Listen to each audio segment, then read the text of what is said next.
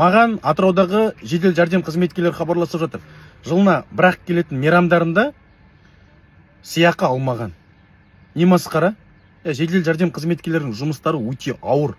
Ат құсап пахать еткен кәдімгідей бар ғой. Күндіз түні масаға таланып.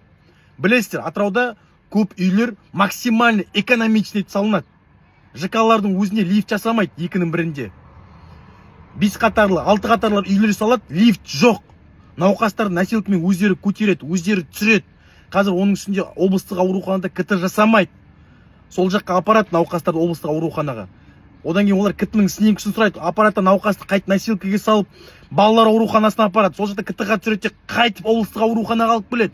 Жап-жас қыздар фельдшер өздері көтеріп жатыр, өздері тасып жатыр науқастарды. Ешкім оларға көмектесіп жатырған жоқ.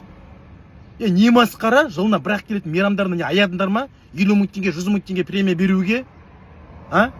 Бізде Атырауда медицина құлдырап бара жатыр. Ана министрдан бастап барлық басшылықтарды орындарынан қуып жіберу керек тіпті бар ғой. Содан кейін айтады, частныйға қашып жатыр, маман жоқ, бізде барлығы частныйға кетіп қалып жатыр дейді, жекеменшік клиникаларға. Қайдан кетпесін? Айтыңыздаршы маған. 200 мың, 300 мыңға қалай өмір сүреді адамдар деген. Қазір коммунслугың өзі 100 мыңға тақап келеді.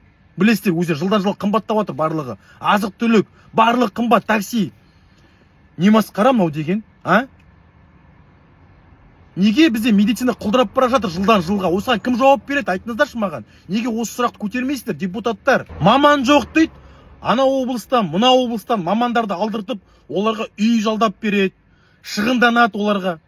Одан да өзіміздің осы Атырауда маман жеткілікті ғой. Жағдай жоқ болғасын кетіп қалып отыр олар жекеменшік клиникаға. Көбісі жағдай болмағаннан кетіп қалып отыр. Еріккен кетіп қалған жоқ ешқайсы жекеменшік клиникаға. Ақиқатты айту керек та. Керек емес көзбояушылық халықты алдап. Ойбай, аяқтан мамандар алдыртып жатырмыз, мына жақта мамандар алдыртып жатырмыз. Оларға мемлекет тарапынан үй алып береді, үй жалдап береді. Кәдімгі шығынданып отыр да, бюджеттік, білмеймін қалай жұмсап отқандарын бұлардың бар ғой.